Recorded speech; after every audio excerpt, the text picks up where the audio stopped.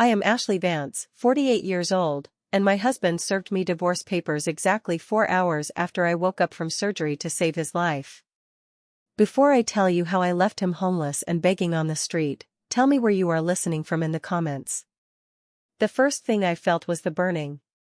It felt like someone had taken a hot poker and shoved it into the right side of my abdomen. That was the incision. That was where they had taken my kidney to give it to Mark. I blinked against the harsh fluorescent lights of recovery room 304. The air smelled of rubbing alcohol and floor wax. The steady beep beep beep of the heart monitor was the only thing grounding me. I was thirsty, so incredibly thirsty, but my tongue felt like sandpaper. Water, I croaked. I expected a nurse. Or better yet, I expected Mark. I expected him to be there, maybe in a wheelchair, maybe sitting by the bed, holding my hand, tears in his eyes, whispering, "Thank you, Ashley. You saved me. We get to live our life now." But when my eyes finally focused, Mark wasn't in a wheelchair. He was standing. He was wearing a fresh button-down shirt, the kind he wore to board meetings, and he looked vibrant. The color was back in his cheeks. He looked like the CEO of Vance Real Estate again. And he wasn't holding my hand. He was holding a blue folder. Standing next to him, leaning against the doorframe like she owned the place, was Chloe. My friend. Mark's personal trainer. She was 20 years younger than me, wearing yoga pants that cost more than my car payment and a crop top that showed off a stomach so flat you could iron a shirt on it. "Mark?" I whispered, trying to shift my weight. A jolt of pain shot through my side, making me gasp. You're walking?" "I feel great, Ash," Mark said. His voice was strong. Too strong. He didn't sound like a man who just had major organ transplant surgery. He sounded like a man closing a deal. "Dr. Evans said the kidney took immediately. It's functioning at 100%. That's wonderful," I breathed out, tears pricking my eyes. "We did it." Mark didn't smile. He stepped forward to the side of the bed. He didn't reach for my hand. He reached into the blue folder and pulled out a thick stack of stapled papers. He dropped them onto the blanket, right over my legs. The thud felt heavier than it should have. "We didn't do anything, Ashley," Mark said. His tone was casual, indifferent. "You did a procedure. A transaction." I frowned, the anesthesia still making my brain foggy. "What is this?" "Divorce papers," Mark said. The room went silent. The beep beep beep of the monitor seemed to speed up. "What?" I tried to sit up, but the pain slammed me back down. "Mark, stop joking. I just gave you an organ. And I appreciate the donation," Mark said, dusting an imaginary speck of lint off his shoulder. "But let's be realistic. Look at you." He gestured vaguely at my body lying in the hospital bed. I was wearing a faded gown, my hair was a matted mess, no makeup, IV sticking out of my arm. "I just had surgery," I said, my voice trembling. "It's not just the surgery, Ashley," Mark sneered. He leaned in closer, his cologne, the expensive sandalwood scent I bought him for Christmas, filling my nose. "I'm a CEO. I'm entering a new phase of my life. I have a new kidney. I have new energy. I need a partner who matches that. Someone vibrant. Someone perfect." He looked back at Chloe. She smirked and popped her gum. "I don't want a scarred wife," Mark said. The words hung in the air like toxic smoke. "That cut on your side? It's going to heal into a thick, ugly, purple welt. It's damaged goods, Ashley. I can't wake up every morning and look at that. It's depressing." I felt the blood drain from my face. You're leaving me because of the scar? The scar I got saving your life? I need a hot wife, not a jagged line of stitched meat," he laughed. It was a cold, hollow sound. "Chloe understands what I need. She's pristine." Chloe stepped forward, resting a hand on Mark's arm. Marky needs to focus on his recovery, Ash, she said, her voice dripping with fake sweetness. Stress is bad for the new kidney. So, just sign the papers, okay? Don't be difficult. You knew? I looked at Chloe. I baked you cookies last week. You told me I was brave. You were brave, Chloe shrugged. Stupid, but brave. Mark tapped the papers on the bed. I've been generous. There's a check in there for $50,000. It's enough to get you a rental apartment somewhere, suitable. Maybe fix your teeth while you're at it. 50,000. Our house in the Hamptons was worth $4 million. The company I helped him build from the ground up, doing the books, managing the payroll while he played golf, was worth 10 times that. I'm not signing this, I whispered. My throat felt tight, like a hand was squeezing it. Mark's face hardened. The handsome mask slipped, revealing the shark underneath. You signed a prenup 20 years ago, Ashley. And last week, you signed over power of attorney and management of the family trust to me in case of emergency during the surgery. Remember? My heart stopped. I did. I had signed everything he put in front of me because I thought I might die on that table. I thought I was protecting him. I own it all, Mark said, his voice dropping to a whisper. The house. The accounts. The cars. You have nothing but that 50 grand and a hole in your side. Sign the divorce papers uncontested, and you get the cash. Fight me, and I'll bury you in legal fees until you're living in a cardboard box. He checked his Rolex. I have a press release to write. CEO miraculously recovers. It's going to be great for stock prices. He turned his back on me. He didn't look back. He grabbed Chloe's hand, the hand that used to high-five me after spin class, and they walked out of the room. I lay there, the papers heavy on my legs. My side was throbbing. My heart was shattered. I didn't scream. I didn't cry. I didn't beg him to come back. I reached for the glass of water on the side table. My hand shook, spilling a little, but I brought it to my lips and drank. The cold water washed away the taste of sandpaper. Mark thought the scar made me weak. He thought damaged goods meant broken. I looked down at the bandage on my side. Underneath that gauze was a wound. But wounds heal. And scars? Scars are just skin that's tougher than it was before. You want a war, Mark? I thought, watching the empty doorway. You just armed the enemy. To understand why I didn't scream, you have to understand the lie I had been living. You have to go back 6 months. We lived in a world of beige and white. White marble floors, beige linen sofas, white orchids on the mantel that I replaced every Tuesday so they never looked wilted. Mark loved perfection. He said chaos was for poor people. I was the curator of his perfection. 6 months ago, Mark came home early from the office. That never happened. He walked into our massive kitchen, his face gray. He slumped onto one of the high-backed island chairs. It's the kidneys, he said, staring at the granite countertop. Polycystic kidney disease. The doctor says they're failing faster than they thought. I'm at 15% function, Ashley. I'm dying. I dropped the spatula I was holding. It clattered against the floor, leaving a smear of tomato sauce on the pristine white tile. I didn't care. I rushed to him, wrapping my arms around his shoulders. We'll fix this, I said, burying my face in his neck. We have the best insurance. We have money. We'll find a donor. Mark gripped my hand. His grip was weak, clammy.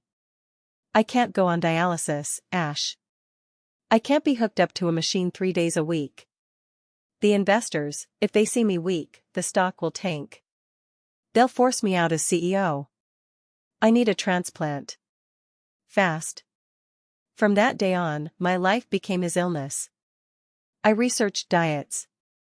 I fired our chef and cooked everything myself, low sodium, low potassium, renal-friendly meals that tasted like cardboard but kept him stable. I managed his appointments. I shielded him from stressful phone calls. And then there was Chloe. Mark hired her 3 weeks after the diagnosis. I need to keep my muscle mass up, he told me. The doctor said physical fitness improves transplant success rates. Chloe is the best PT in the city. Chloe started coming to the house 3 times a week. She was everything I wasn't. I was soft around the edges, carrying the weight of 2 difficult pregnancies and 20 years of marriage. Chloe was hard angles and taut skin. I remembered one afternoon clearly. I was in the kitchen, blending a kale smoothie for Mark. The gym door was open. "Come on, Mark. Push." Chloe's voice echoed off the mirrored walls. "Don't let your body quit on you." I walked over to bring them water. I stopped just outside the door. Mark was on the bench press, straining. Chloe was standing over him, spotting him. Her chest was practically in his face. "You're doing great," she purred. She reached down and wiped sweat off his forehead with her thumb. It was intimate. Too intimate. Mark racked the weights and sat up, breathing hard. He looked at her with a hunger I hadn't seen directed at me in a decade. "I feel like an old man," Mark grunted, looking at his arms. "You're not old," Chloe said, squeezing his bicep. "You're just waiting for an upgrade. Like trading in a sedan for a Ferrari." Mark laughed. Then he looked up and saw me standing there with the water tray. His expression shifted instantly from playful to annoyed. "Ashley, how long have you been standing there?" Just brought water," I stammered. Chloe turned, flashing a smile that didn't reach her eyes. "Oh, thanks, Mrs. Vance. You're such a sweetheart.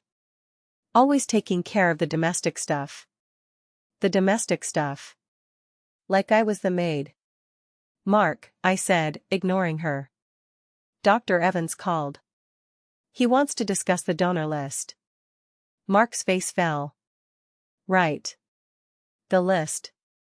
Later that night, Mark stood in front of the full-length mirror in our master bedroom. He pinched the skin at his waist. "I'm losing definition," he muttered. "You're sick, Mark," I said gently from the bed. "It's okay to be sick." "It's not okay," he snapped, spinning around. "Look at you, Ashley. You've let yourself go. You wear those sweatpants every day. You don't dye your hair anymore. We used to be a power couple. Now look at us. I'm dying and you're fading. I'm taking care of you." I shot back, hurt stinging my chest. "I'm tired, Mark. I don't have time to go to the salon because I'm busy making sure you don't go into cardiac arrest."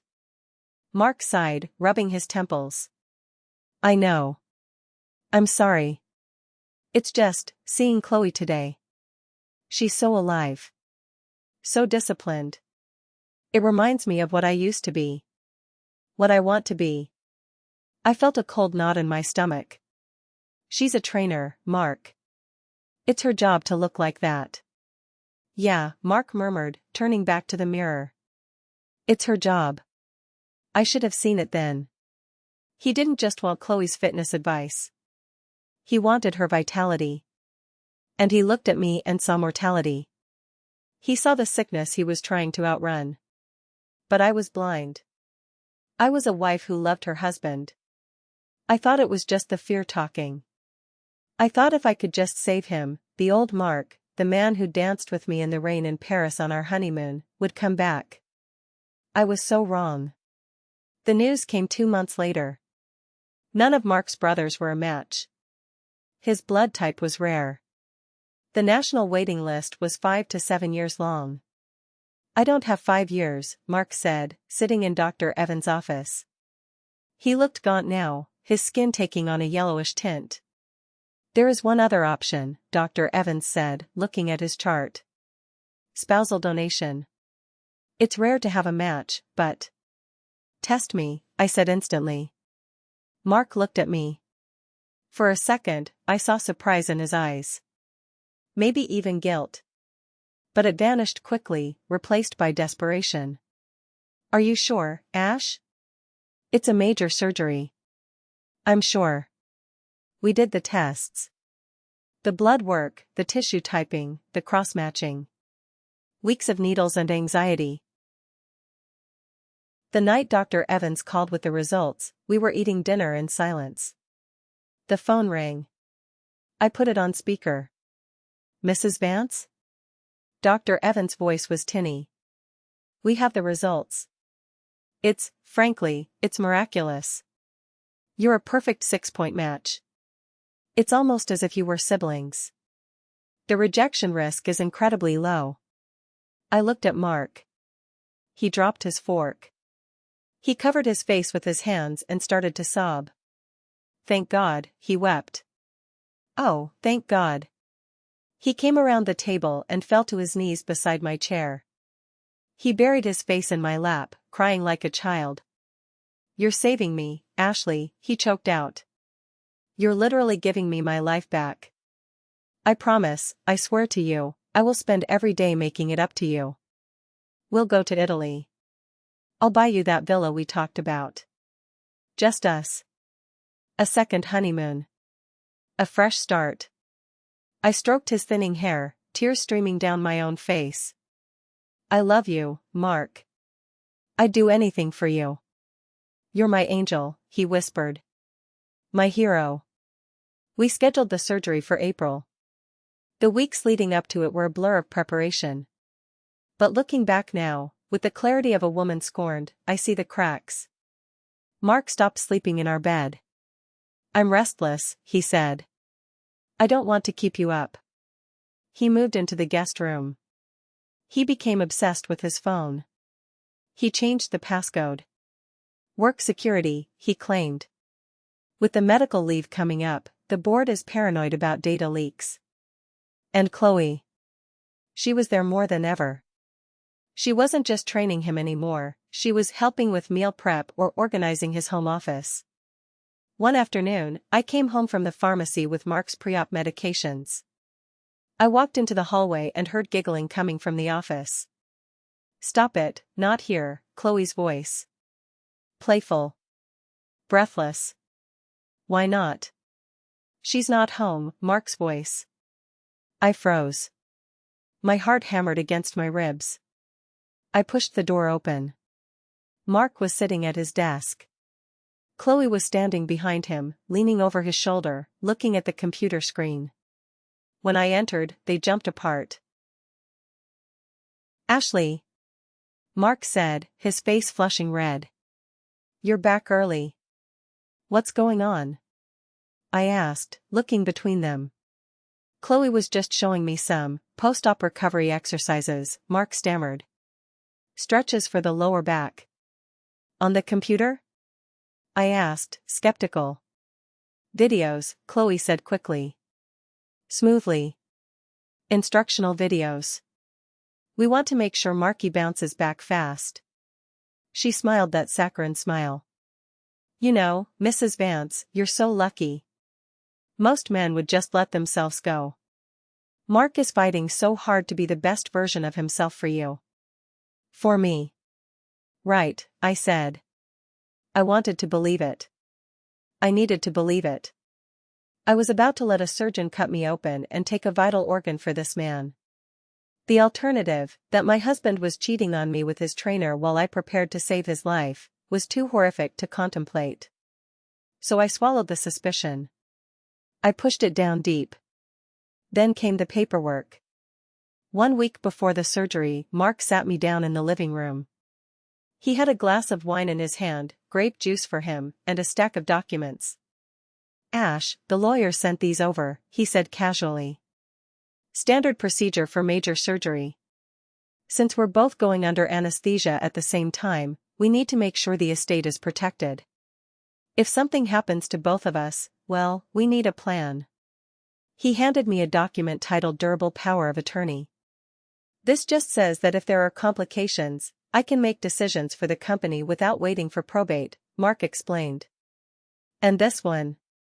He handed me another. Revocable Living Trust Amendment.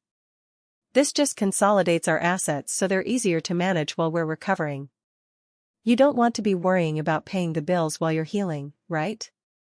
I guess not, I said, squinting at the dense legal jargon. Should I have Julian look at these?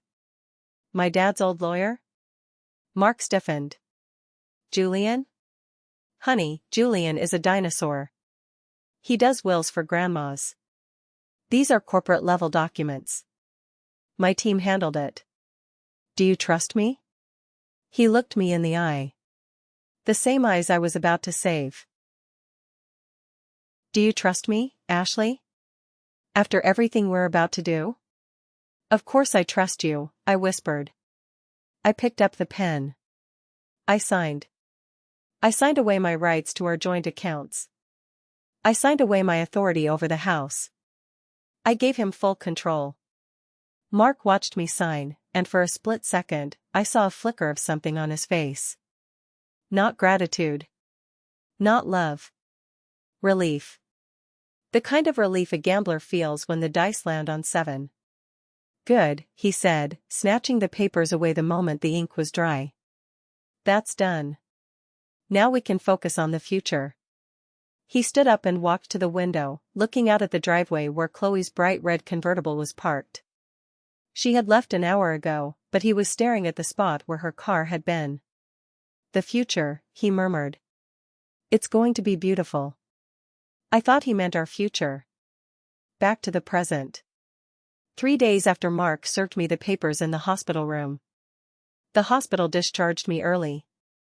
Insurance protocols, the nurse said, avoiding my eyes. I knew Mark had pulled strings. He wanted me out. He wanted me gone before he was discharged, so he wouldn't have to share the elevator ride down.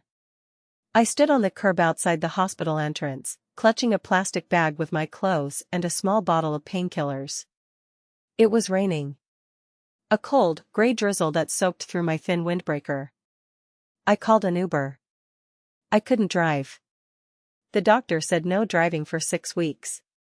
When the car pulled up to our gate, the wrought iron gate with the V4 vents woven into the metal, the keypad didn't work.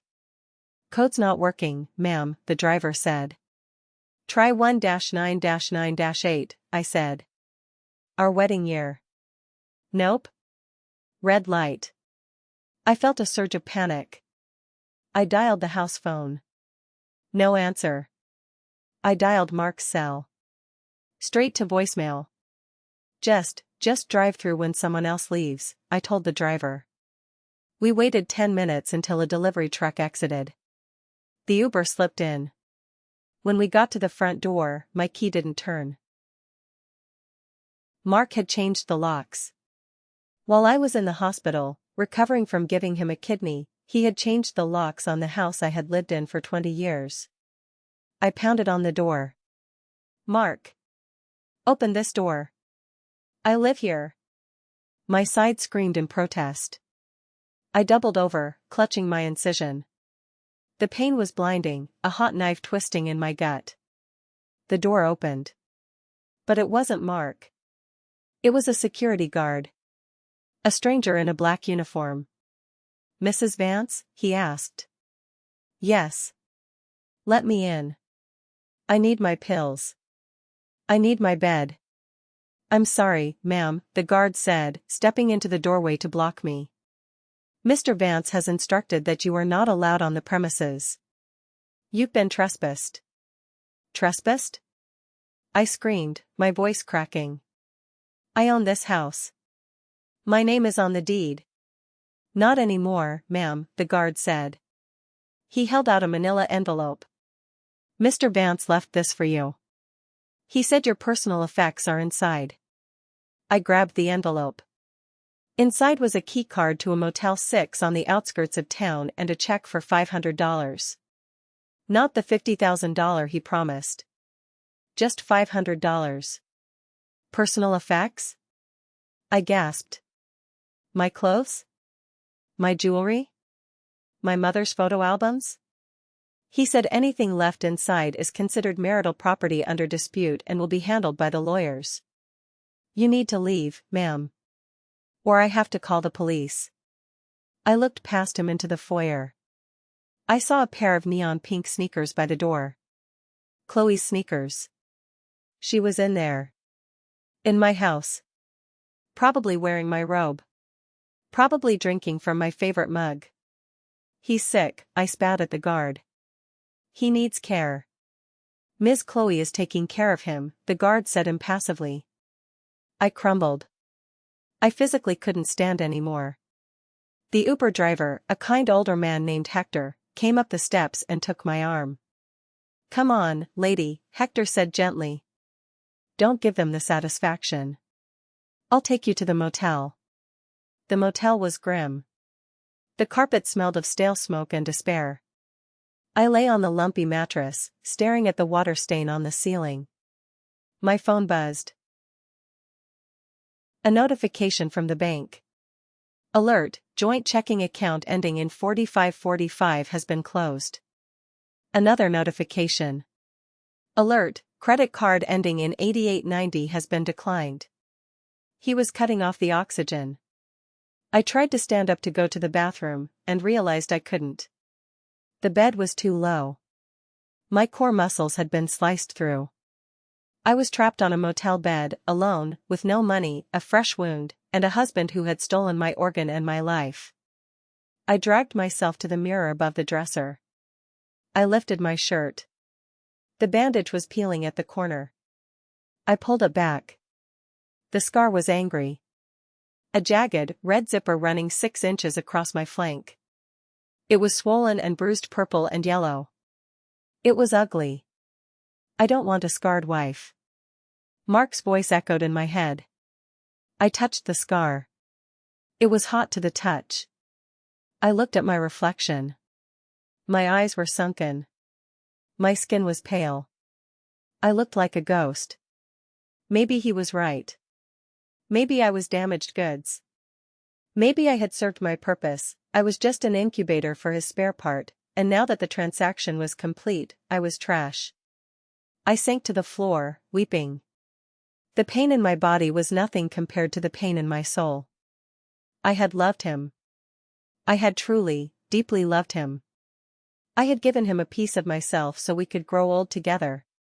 And he had used that time, the time I gave him, to plot how to destroy me.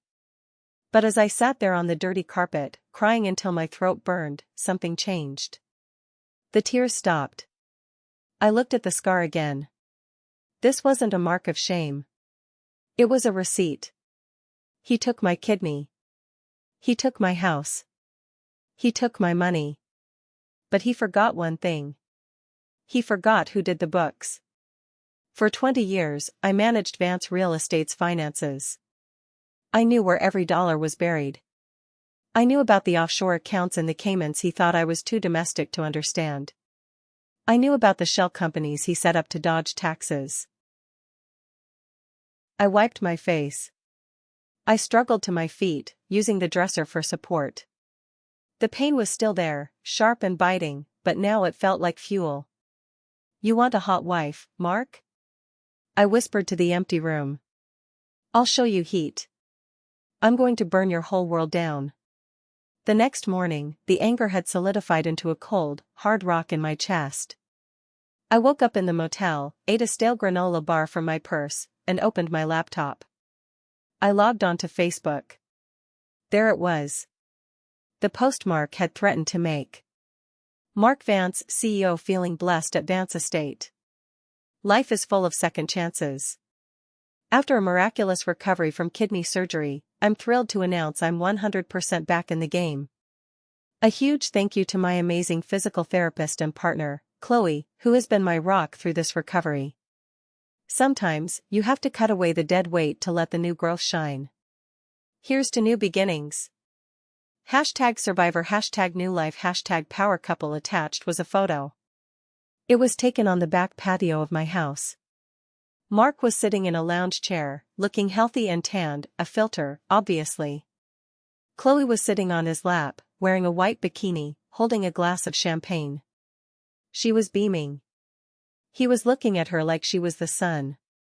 And the caption. Cut away the dead weight. He wasn't talking about the diseased kidney. He was talking about me. The comments were flooding in. So happy for you, Mark. You look amazing, Chloe. What a comeback. Not a single mention of the donor. Not a single word about the woman who was currently bleeding into a motel mattress so he could drink that champagne. Then I saw a comment from one of our old friends, Linda. Wait, where is Ashley? Didn't she donate the kidney? Chloe had replied, Ashley decided to move on. She wasn't strong enough for the recovery lifestyle. We wish her the best. Wasn't strong enough. My blood boiled. I wanted to type a furious response. I wanted to scream the truth in all caps. But I stopped my fingers. No. Don't react. Respond. My phone pinged. A text from Mark. Mark, I saw you tried to enter the property. Don't do it again.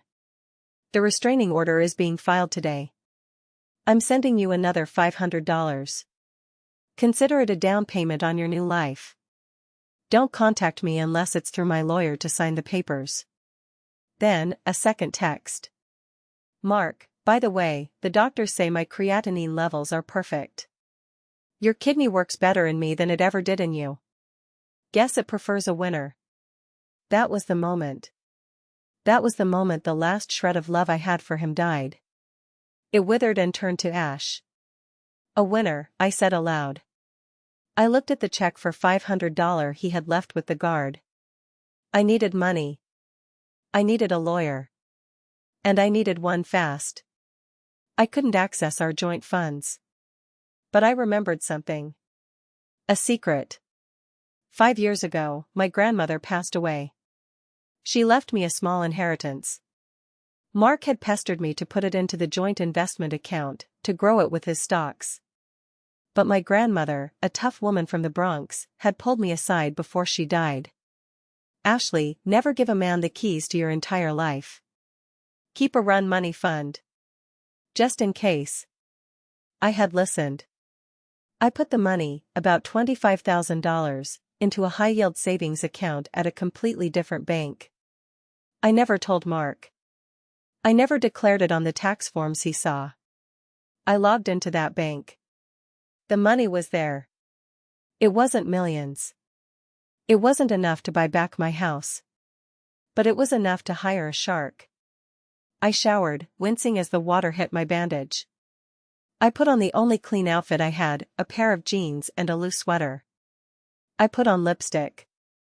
I brushed my hair until the mats were gone. I looked in the mirror. I still looked tired. I still looked scarred. But I didn't look like a victim anymore. I called an Uber. Where to? The driver asked. Downtown, I said. Brooks and Associates. Mark had called Julian Brooks a dinosaur. He said Julian was too old, too slow, too ethical for the cutthroat world of corporate real estate. That was exactly why I needed him. Julian knew where the bodies were buried because he had helped dig the graves in the early days, before Mark got greedy and fired him. I walked into Julian's office. It smelled of old books and pipe tobacco. The receptionist looked at me askance, a middle-aged woman with a limp and cheap clothes, but I marched past her. I need to see Julian, I said. Do you have an appointment? Tell him Ashley Vance is here. Tell him Mark stole my kidney and I want to sue him for fraud. The receptionist's jaw dropped. A moment later, the heavy oak door opened.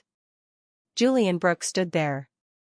He was 70 years old, wearing a three-piece suit and a bow tie. He looked over his spectacles at me. Ashley, he said, his voice rumbling like a cello. My God. You look like I've been gutted? I finished. Because I have. I walked into his office and sat down. I laid the divorce papers on his desk. I laid the motel key on his desk. And finally, I lifted my sweater and showed him the bandage. He served me these 4 hours after surgery, I said. He says he doesn't want a scarred wife. He says he owns everything because I signed a power of attorney while I was pre-op. Julian picked up the papers. He read the first page. His bushy white eyebrows shot up. He kicked you out? Julian asked quietly. Yes. And he's living there with his mistress, who he calls his partner. Julian took off his glasses. He cleaned them slowly with a handkerchief.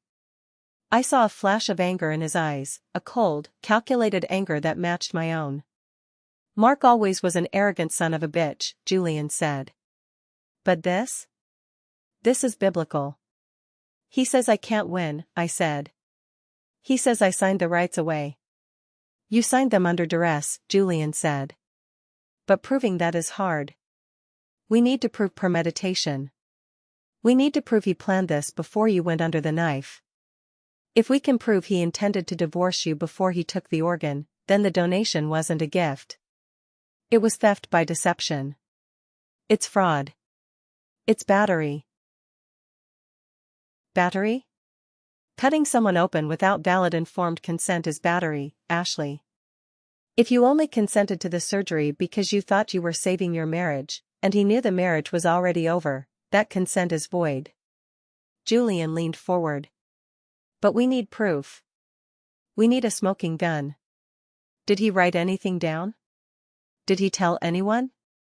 I closed my eyes, thinking. Mark was careful. He was paranoid. He deleted texts. He shredded documents. But then, I remembered the iPad.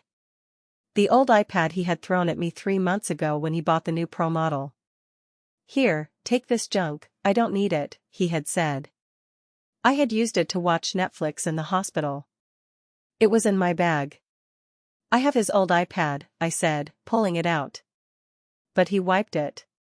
It's factory reset. Julian smiled. A thin, dangerous smile. Ashley, my dear, he said. Nothing is ever truly wiped. Not if you know where to look. And Mark? Mark is arrogant.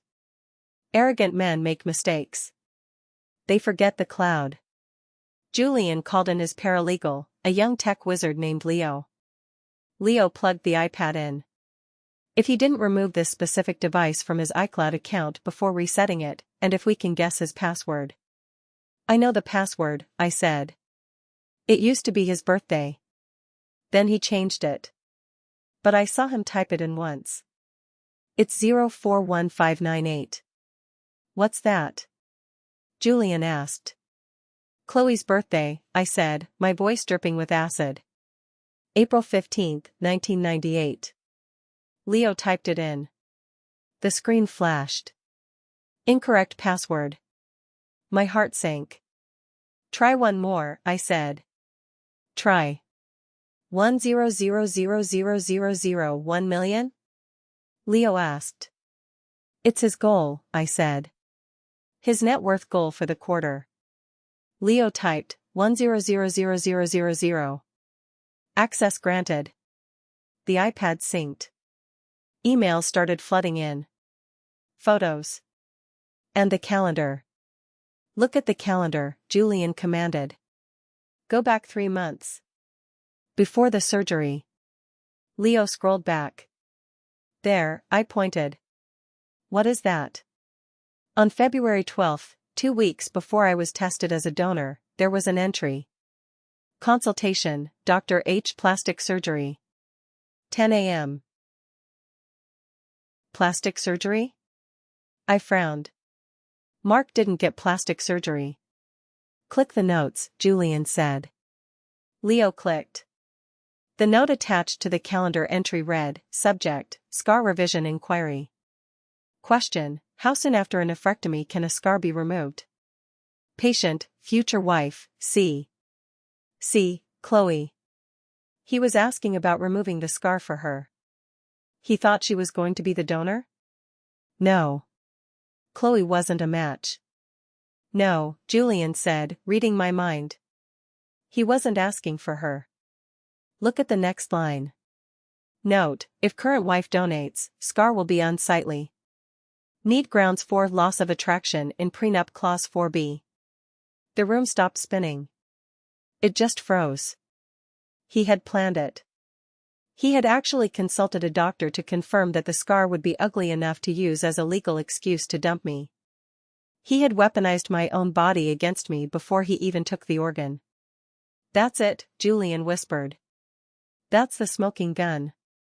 No, I said, staring at the screen. That's the bullet. Now let's find the body. I looked at Julian. He wants a war? Let's give him one. We spent the next 3 days in Julian's office, building the case. We didn't file immediately. Julian said we needed to wait. Let him feel safe, Julian said. Let him think you've given up. Let him spend money. Let him transfer assets. Every dollar he moves now, while the divorce is pending but unfiled by us, is another nail in his coffin. I stayed in the motel. I ate ramen noodles. I watched Mark's Instagram stories. He bought Chloe a new car. A white Porsche. Caption, White Knight for my queen. He hosted a recovery gala at our house. I saw photos of our friends, people I had known for 20 years, drinking wine in my living room, toasting Mark and Chloe. Not one of them called me. Mark had spun the narrative perfectly. Ashley was unstable. Ashley abandoned him. Ashley was mentally ill. It hurt. God, it hurt. But I let the pain sharpen my focus. Then, we found the second piece of the puzzle. Julian sent an investigator to the hospital. We needed the official medical logs. Not just the surgery notes, but the nursing logs. The notes that doctors don't think anyone reads. We met the investigator, a man named Sarah, yes, a man named Sarah, long story, at a diner. He slid a file across the table. You were right about the nurse, Sarah said. Nurse Rachel. She remembers everything. I opened the file. There was a handwritten statement from Nurse Rachel. Patient Mark Vance requested legal counsel be present in the recovery room immediately upon waking. He explicitly stated, make sure the wife is still sedated when I sign the transfer papers. He signed the deed transfer to a shell company while we were in recovery? I asked, horrified. He didn't just transfer the deed, Julian said, pointing to a document. He transferred the patent rights to his new software. He moved them to an offshore entity in Belize. Named New Life Holdings. And the sole beneficiary of New Life Holdings? I asked. Julian flipped the page. Chloe Miller. He had given my company, my house, my life, to her. This is good, Julian said, rubbing his hands together. This is fraudulent conveyance. This is clear intent to defraud a spouse. But we need one more thing. We need to nail him to the wall in a way he can't buy his way out of. What do we need? We need him to admit it, Julian said. We need him to say, out loud, that the kidney was the price of admission, and the divorce was the plan all along. He'll never admit that on tape, I said. He's too smart. He's not smart, Julian corrected. He's vain. And vanity makes men stupid. Julian pulled out a small device. A wire.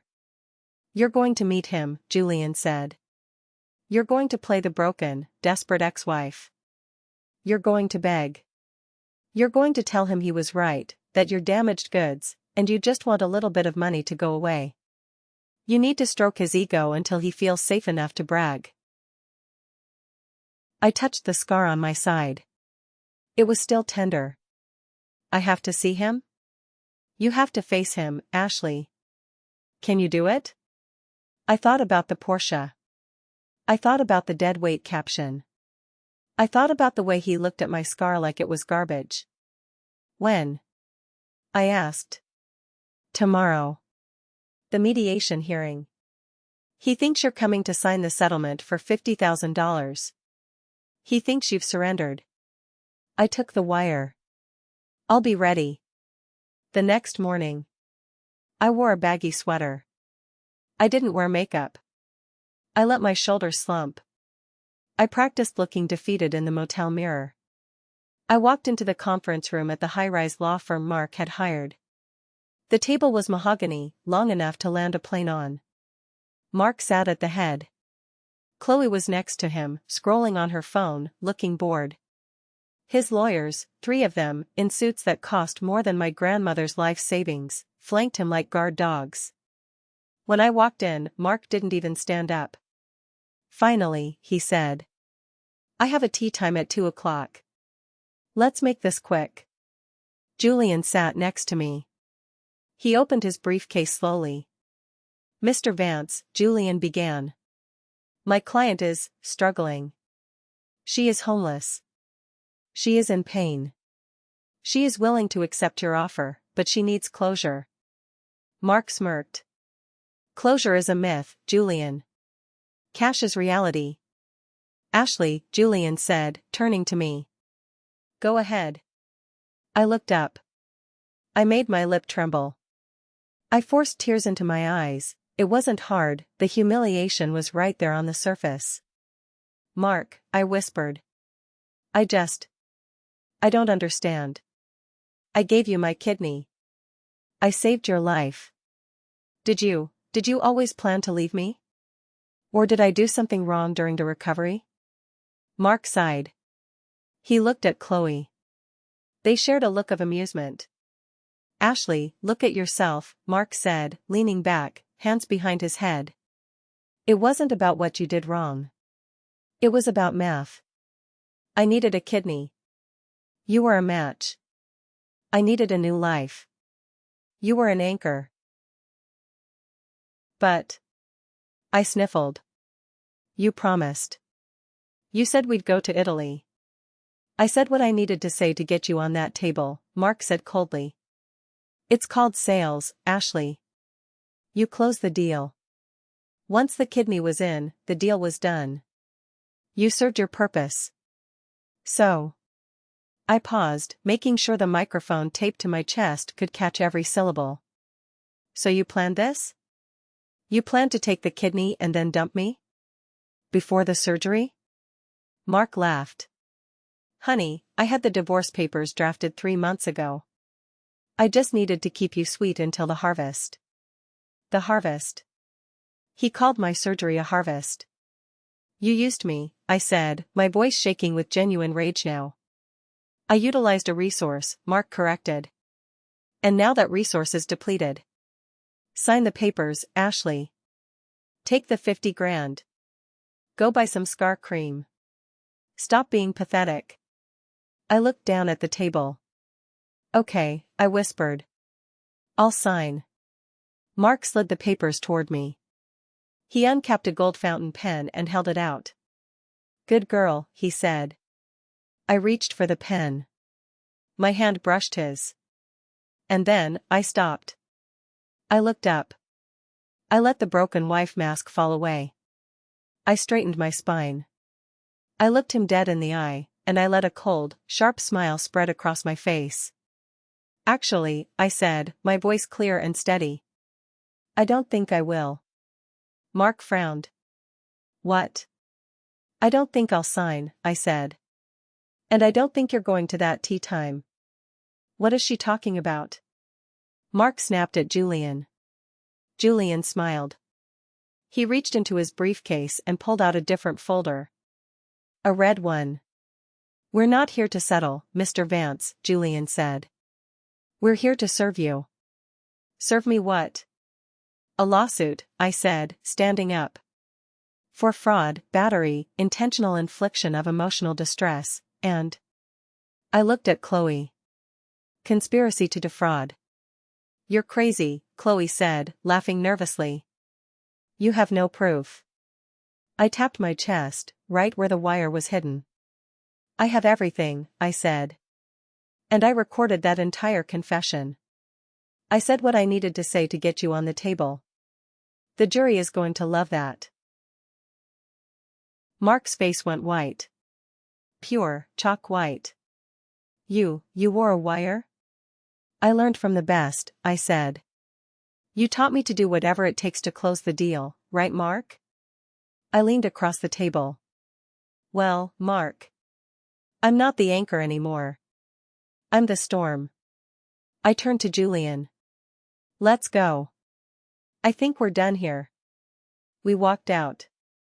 Behind us, I heard Mark scream. A sound of pure, terrified rage.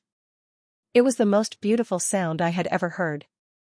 We walked out of that conference room feeling like we had just dropped a nuclear bomb, but I quickly learned that when you bomb a tyrant, he doesn't just surrender.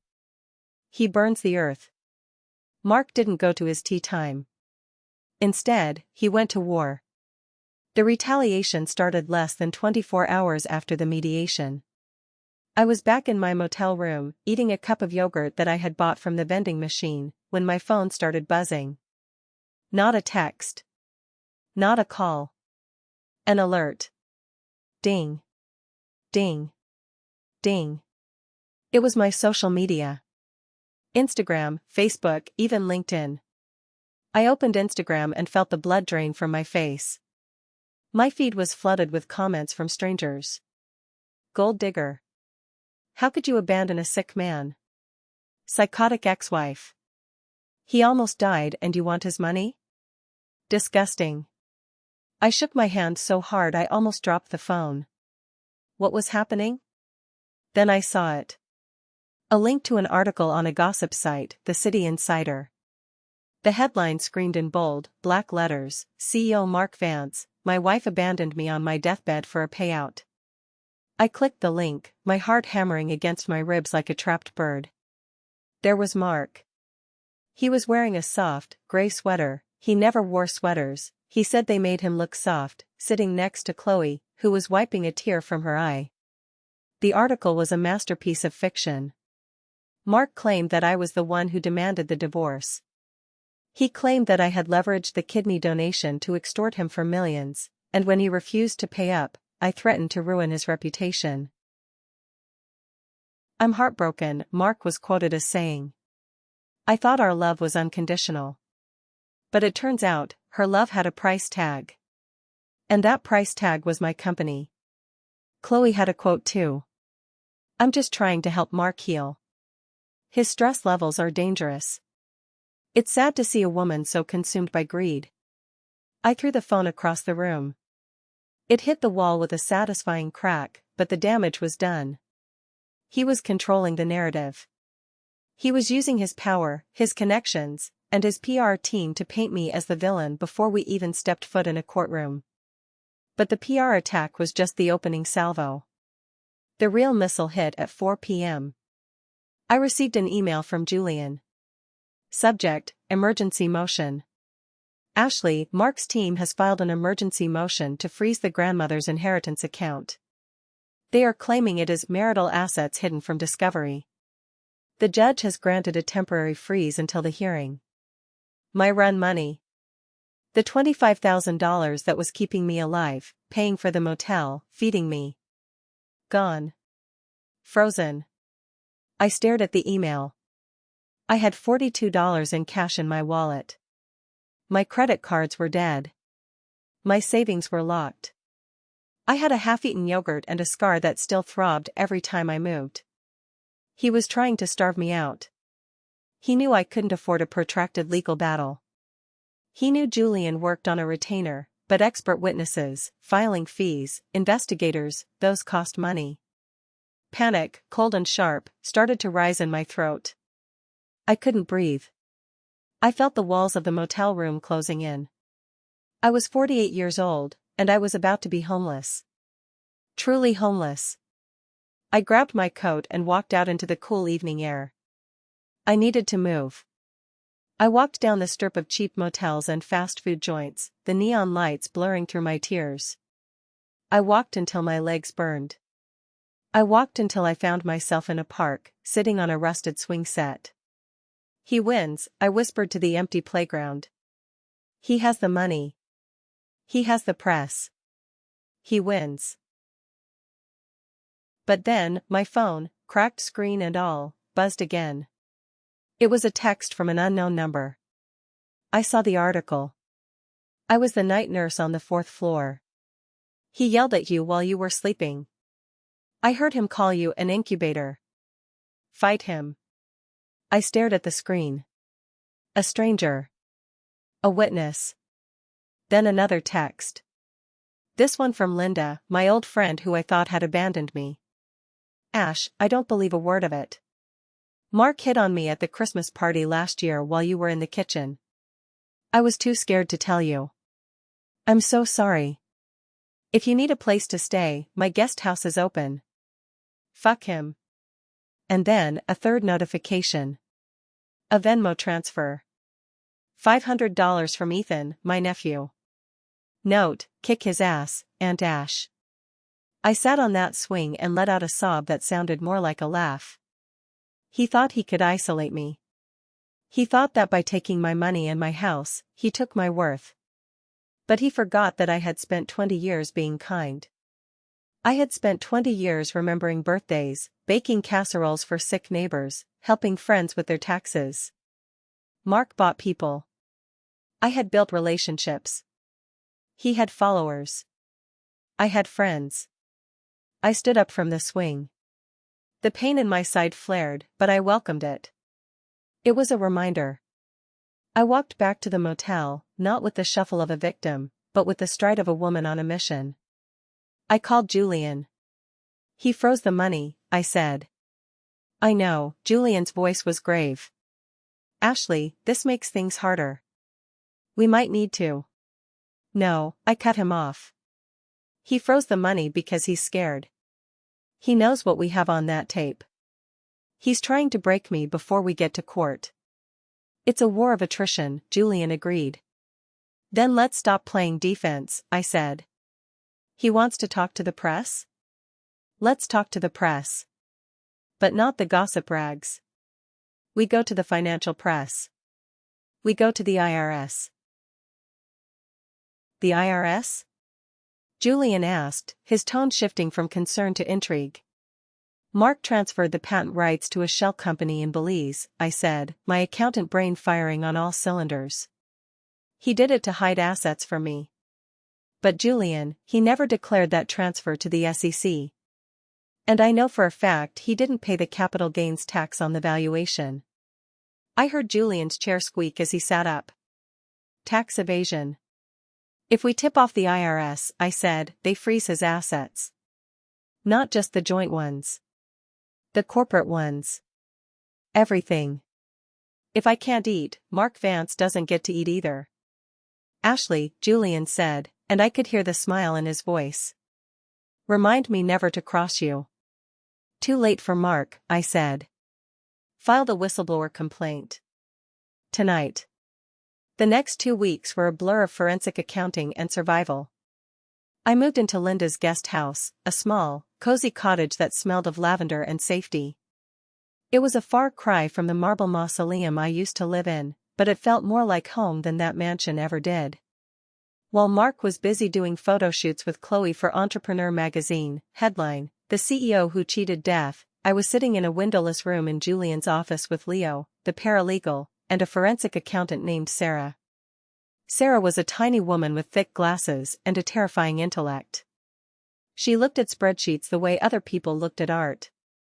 He's sloppy, Sarah muttered, tapping her pen against a stack of bank statements we had subpoenaed. Arrogant men are always sloppy. They think they're smarter than the algorithm. What did you find? I asked, leaning over her shoulder. Okay, so we know about New Life Holdings in Belize, Sarah said, pulling up a flowchart she had drawn on a whiteboard. That's where he sent the patent rights and the liquid cash. But look at this. She pointed to a series of transactions from the corporate account of Vance Real Estate.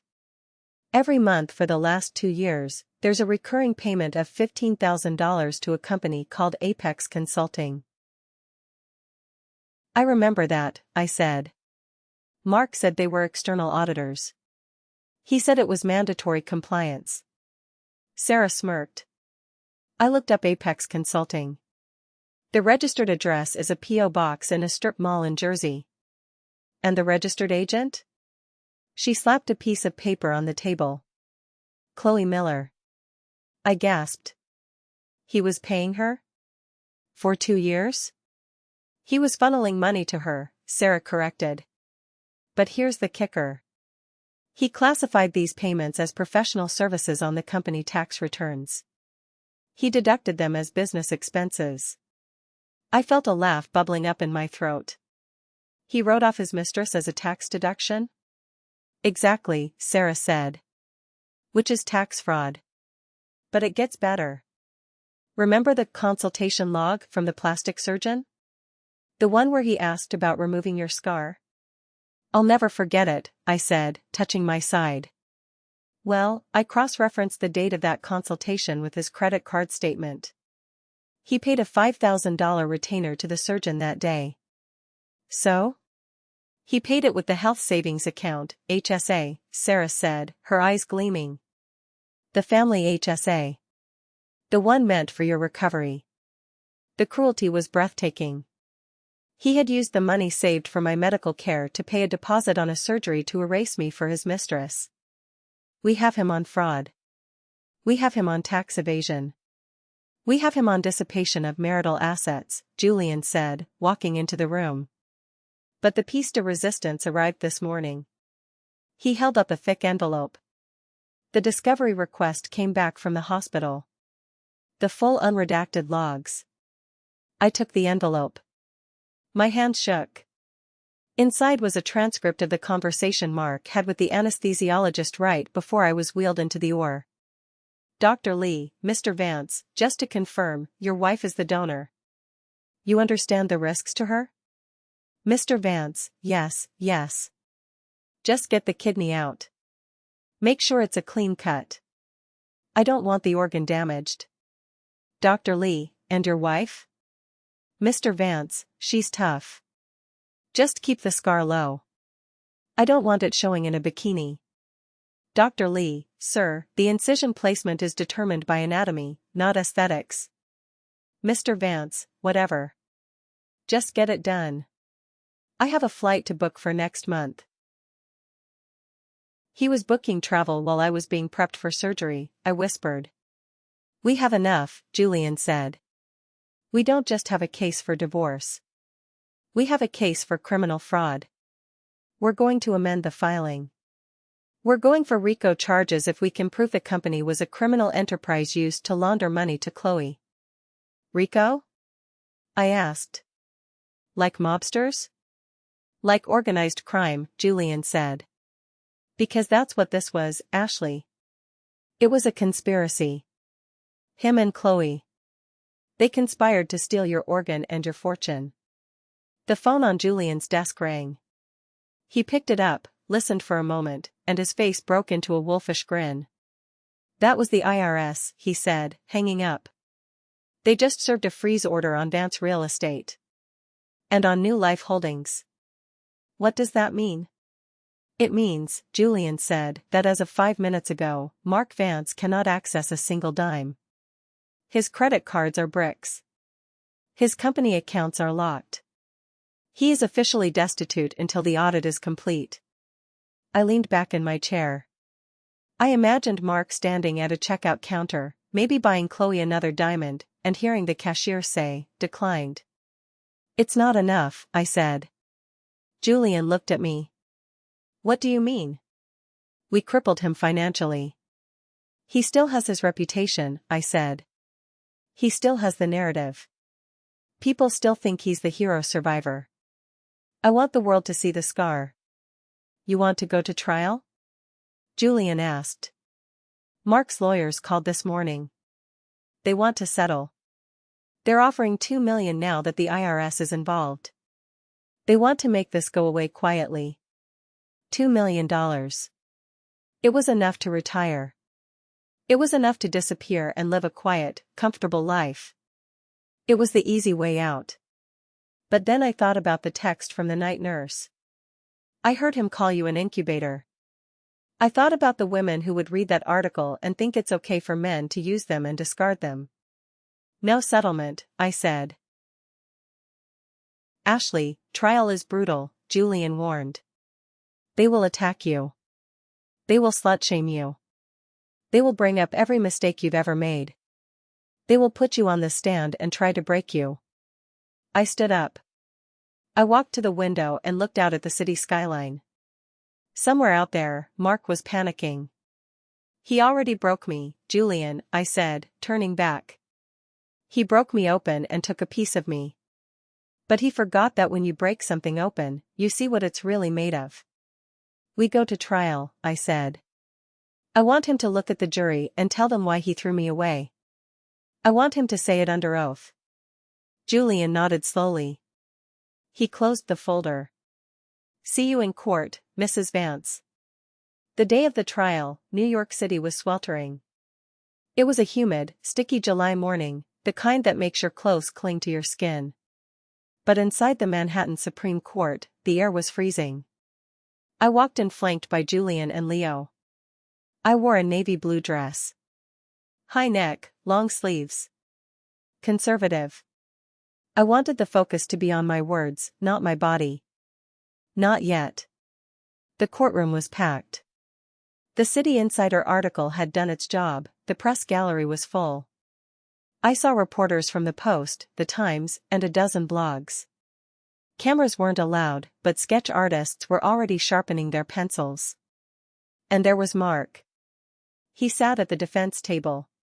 He looked different. The tan was fading. His suit was expensive, but it looked slightly rumpled, as if he hadn't had time to get it pressed. The IRS freeze was working.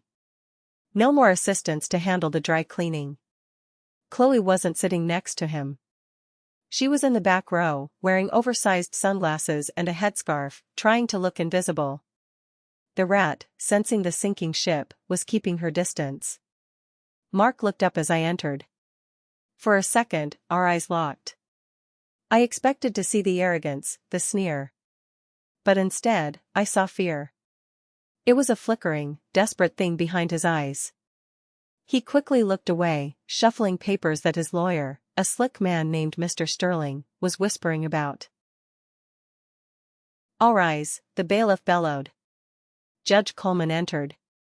She was a woman in her 60s with steel-gray hair and a face that brooked no nonsense. She sat down, adjusted her robes, and looked over her glasses at the packed room.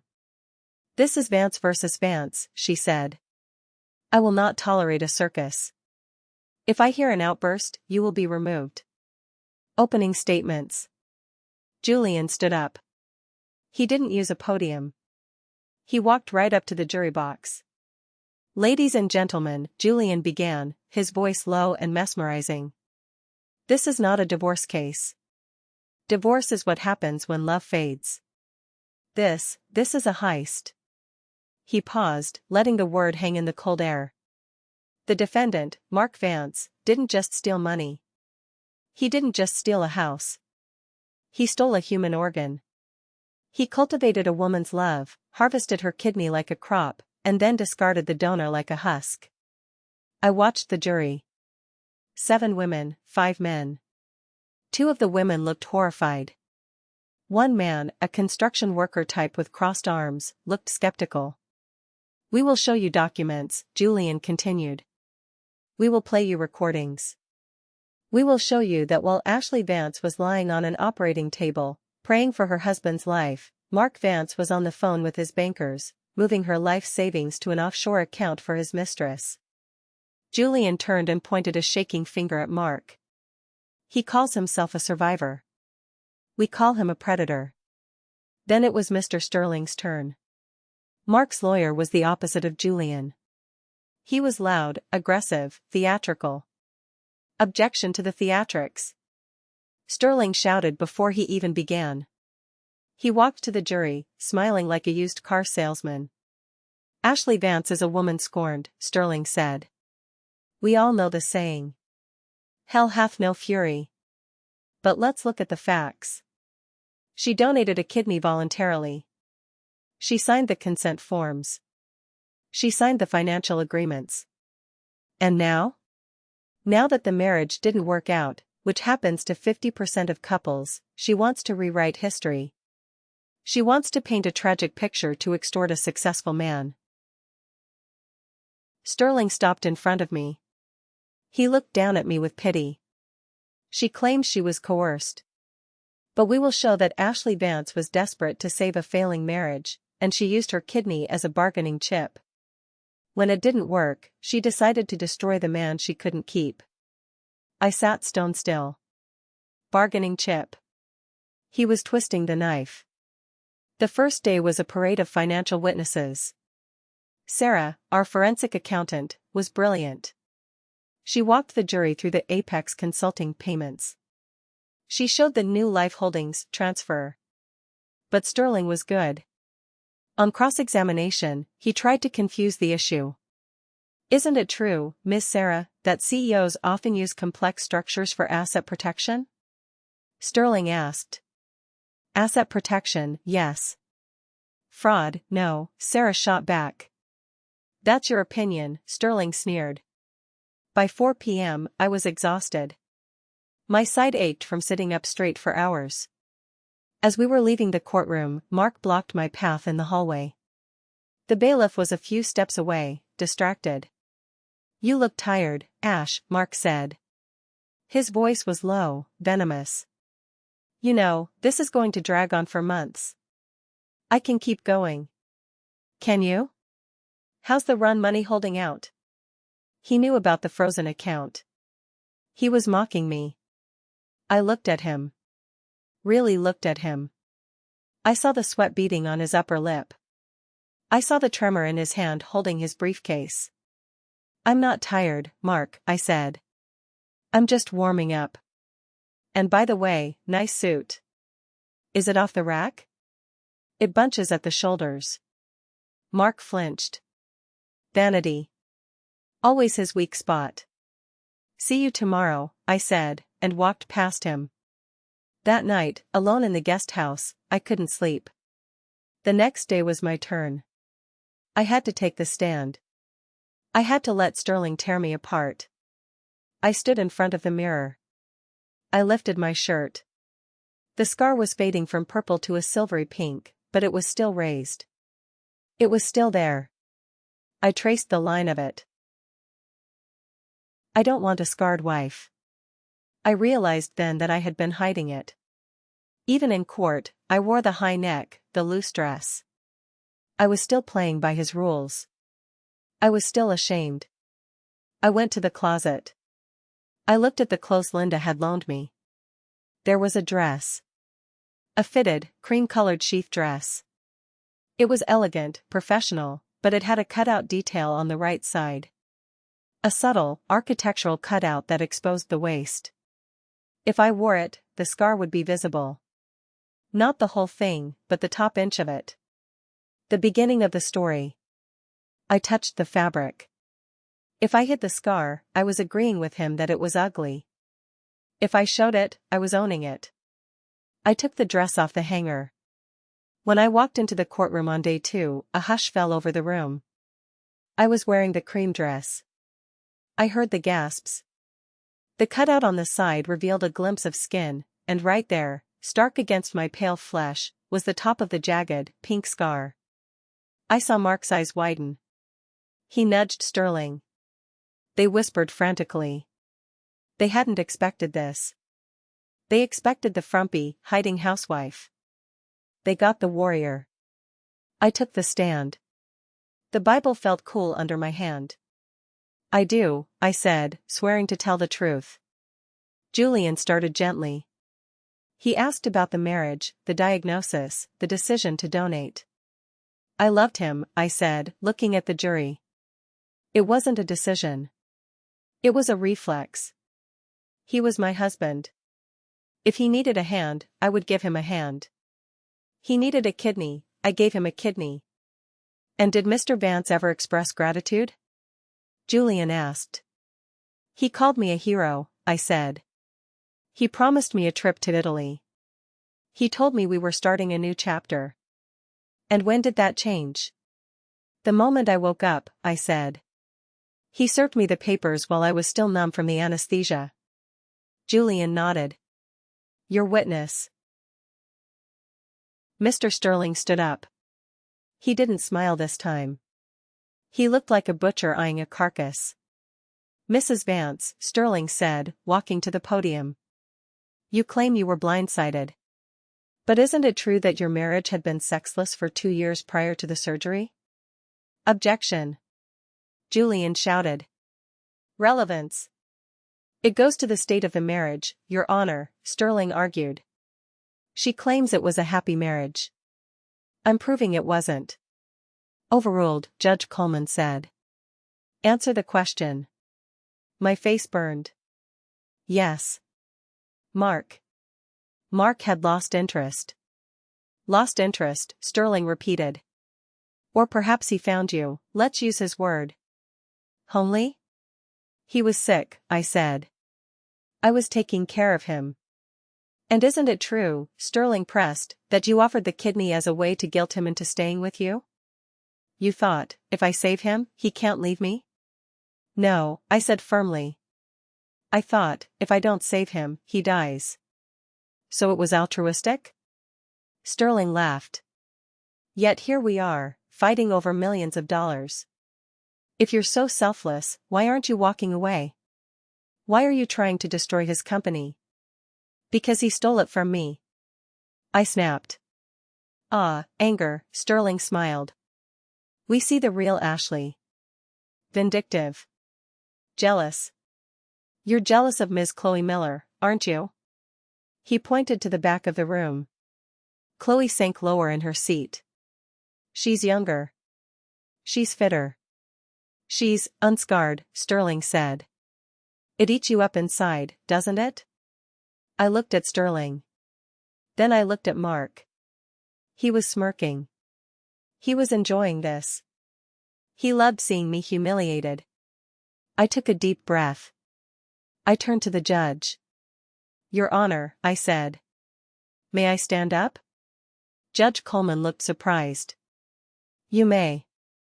I stood up in the witness box. I turned to the jury. Mr. Sterling thinks I'm ashamed of this, I said, pointing to my side. I reached down and unzipped the side zipper of the dress slightly, pulling the fabric back to reveal the entire 6-inch scar.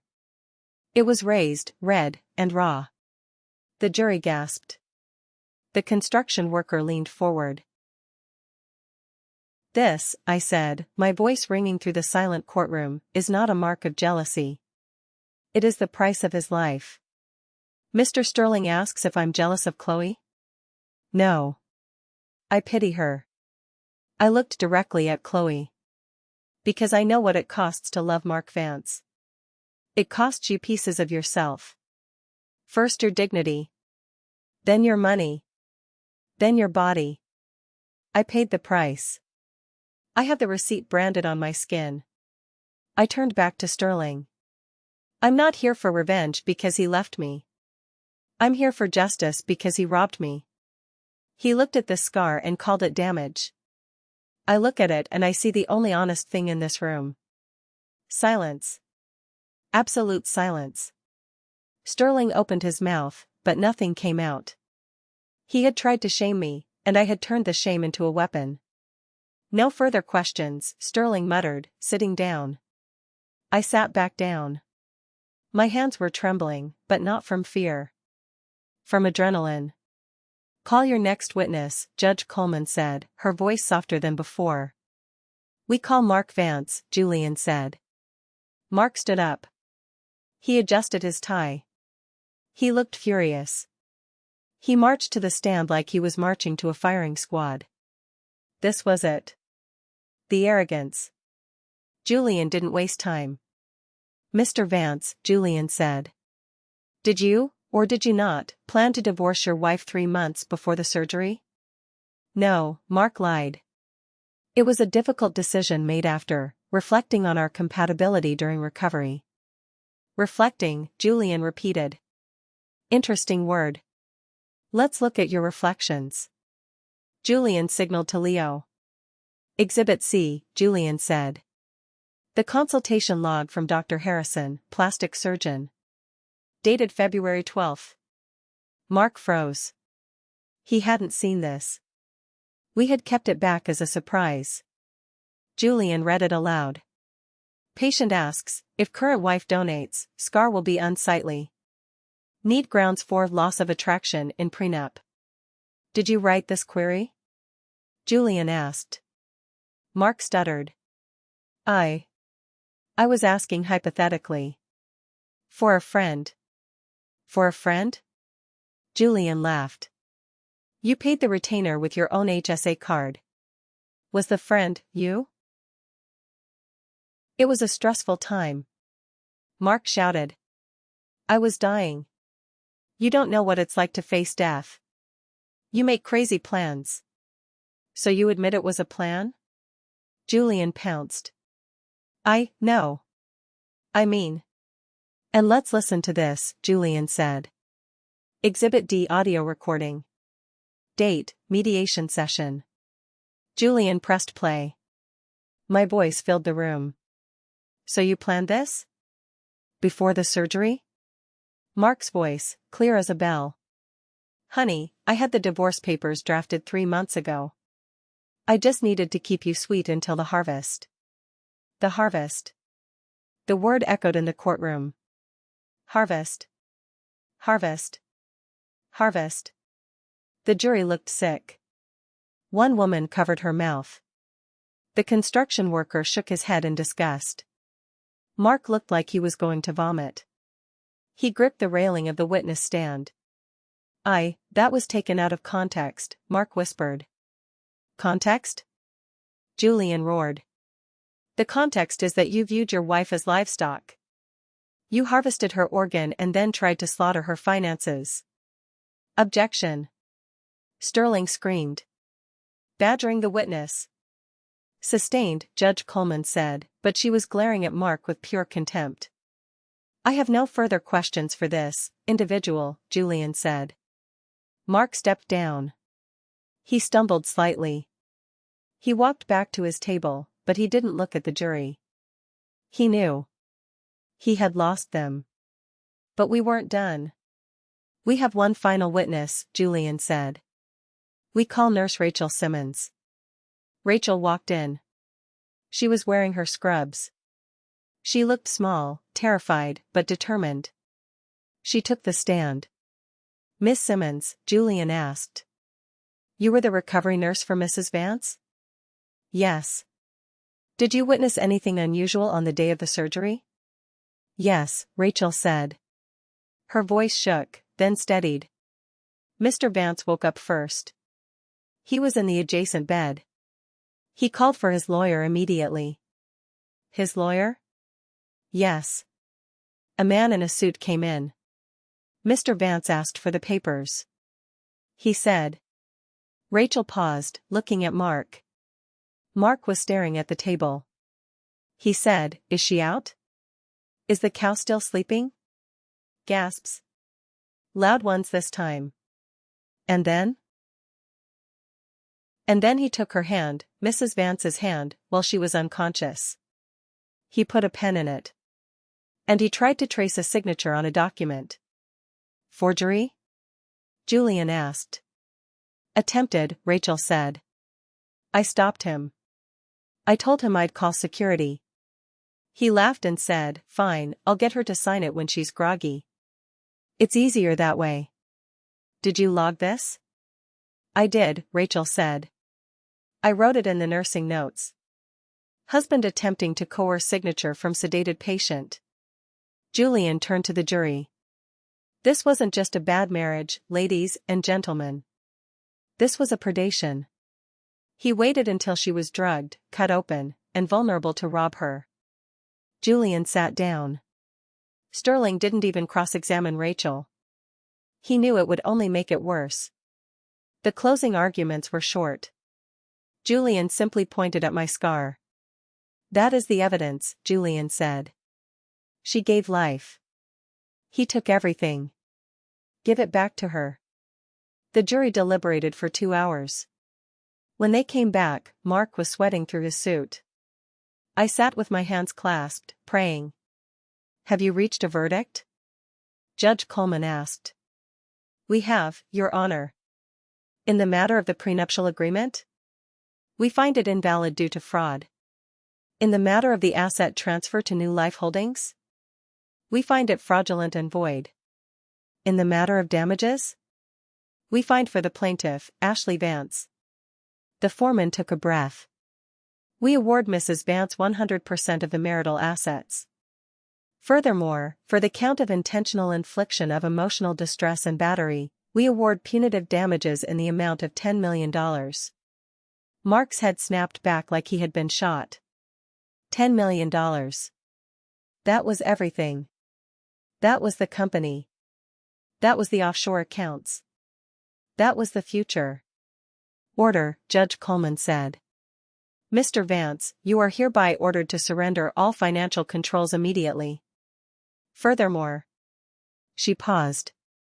Based on the testimony regarding tax fraud and wire fraud, I am referring this transcript to the District Attorney's Office for criminal prosecution. Bailiff, please ensure Mr. Vance does not leave the jurisdiction. Mark stood up, panic in his eyes. Two marshals moved toward him. You can't do this. Mark screamed. I'm a CEO. I'm sick. I have a new kidney. And you'll have a prison doctor to check it, Judge Coleman said, banging her gavel. I watched as they led him away. He looked back at me. His eyes were wide, pleading. Ashley. Ash. Tell them. Tell them I need my meds. I looked at him. I touched my scar. Chloe can bring them to you, I said softly. But when I looked to the back of the room, Chloe was gone. The seat was empty. It took 6 months to finalize the liquidation. Mark didn't go to jail immediately, but he lost everything. The New Life Holdings money was seized. The house in the Hamptons was transferred to my name. The company, well, the board fired Mark the day after the verdict. They asked me to step in as interim CFO to clean up the mess. I accepted. I walked back into the Vance real estate offices, not as the little wife who brought cookies, but as the owner. I fired the sycophants. I kept the hard-working staff. I restructured the company. One rainy afternoon in November, I went back to the house. My house. It was empty. Mark had been evicted weeks ago. I walked through the foyer. The white marble was scuffed. There were rectangular outlines on the walls where the art used to be. He had sold what he could to pay his lawyers. I walked into the master bedroom. The bed was stripped. I opened the closet. In the corner, I saw a shoebox. I opened it. It was full of Chloe's things. Hair ties. A bottle of cheap perfume. And a note. Mark, I'm out. You're broke and you're going to jail. Good luck with the kidney. See? I laughed. A genuine, belly laugh. The rat had fled. I walked to the window and looked out at the garden. It was overgrown. The perfect orchids were dead. I didn't care. I decided to sell the house. I didn't want the memories. I sold it to a nice family with 3 kids and a golden retriever. They would fill it with noise and mess and love. With the money, the millions from the settlement and the sale, I started a foundation. The SCAR Project. We help women who have been financially abused. We provide forensic accountants, lawyers, and therapists to women who are told they are crazy or damaged. 6 months later, I was walking down Fifth Avenue. It was a crisp autumn day.